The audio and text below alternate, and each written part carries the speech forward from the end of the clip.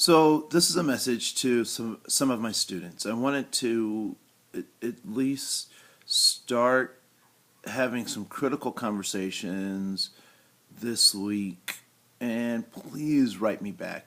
Some critical conversations around race and the cross section of poverty and the cross section of kind of what whiteness has done to kind of set up the scenario that we're in right now. It is way too simplistic to believe that other people believe that everything is the white man's fault. That's way too simplistic. Um, because we have to understand that history has continually pointed out some of the systemic things that have been created by owning politicians who are part of the owning class that have politicians, bankers, uh, landlords and all this kind of stuff so the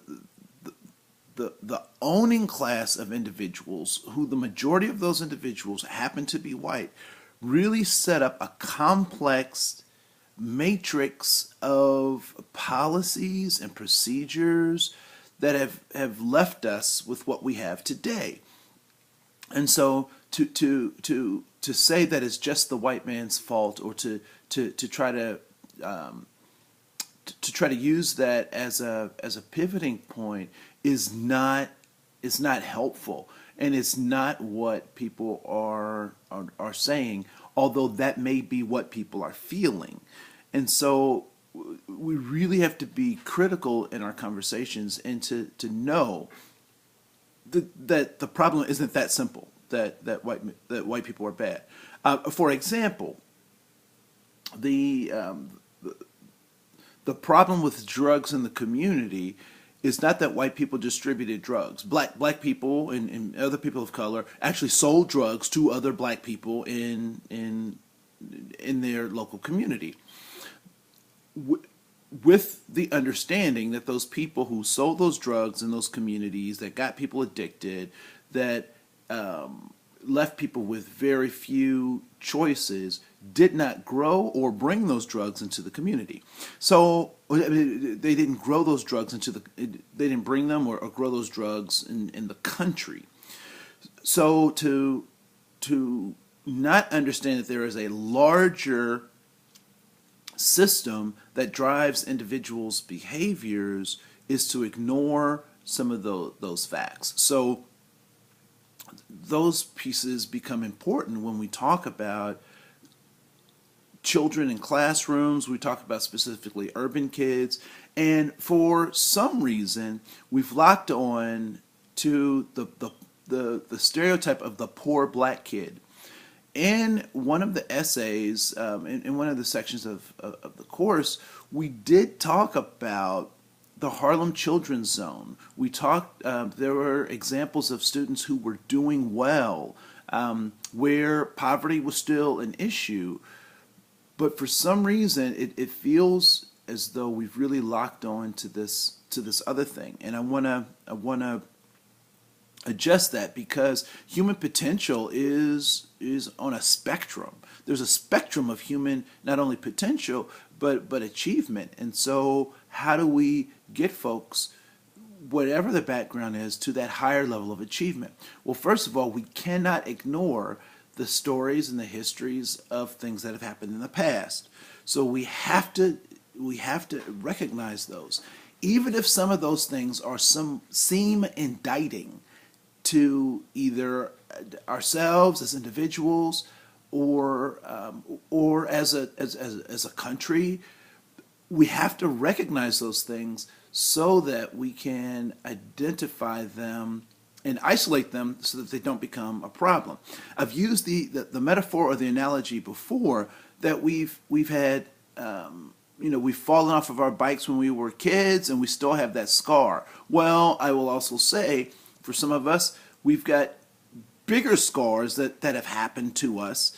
Some of us have had surgeries. Some of us have had have been hurt in car accidents. Some of us have had who been stabbed or cut ourselves with knives, and so those are also with us, and those are much more serious than that bike.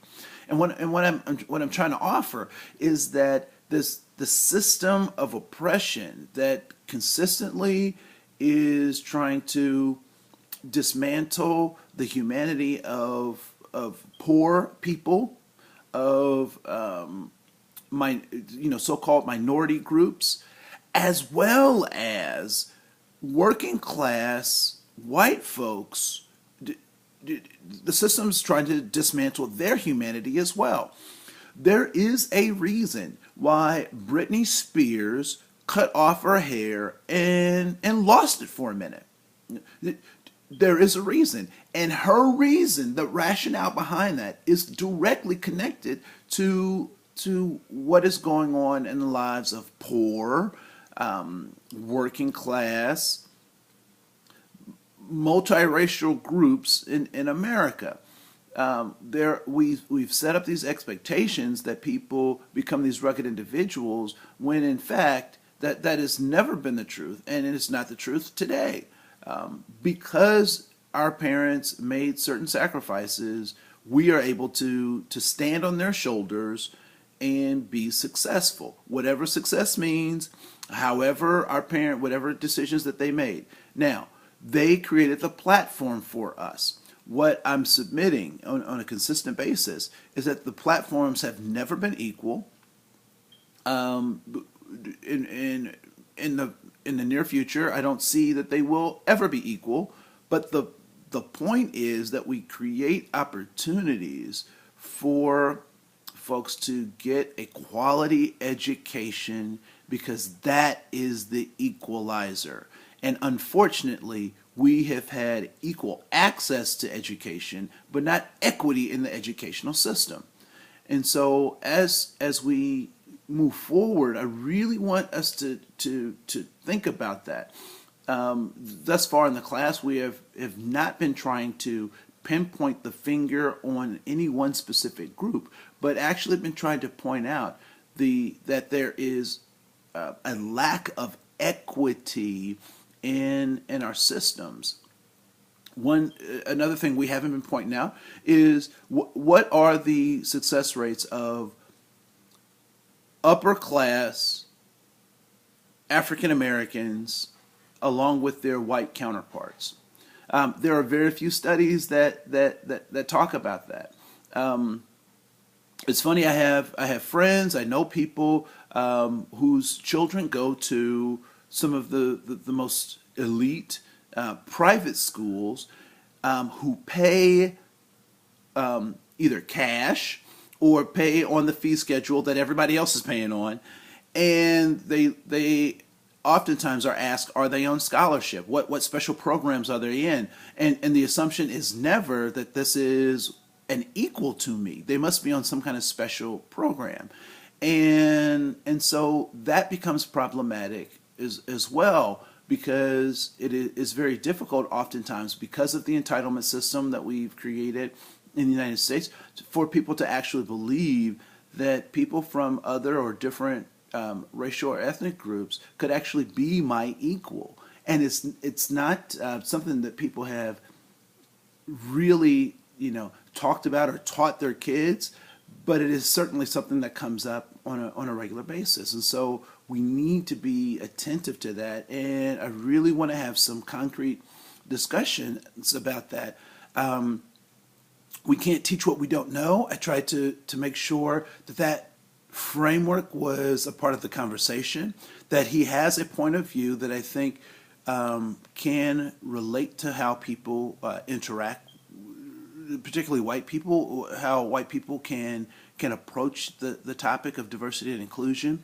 I also I included the book teaching with poverty in mind, because there are some really groundbreaking things for me as an educator that were in that book in terms of how I can be a transformative teacher as opposed to just a transitional teacher where I'm just giving information, but I actually allow my students to transform themselves by my behavior being different. And then lastly, the theories and the concepts that we find in the teaching for social justice, I think those are extremely important. So make sure that you're engaging those texts. We'll talk about that, and thank you for your time. And we will, I'll engage you the next time we meet. Thanks.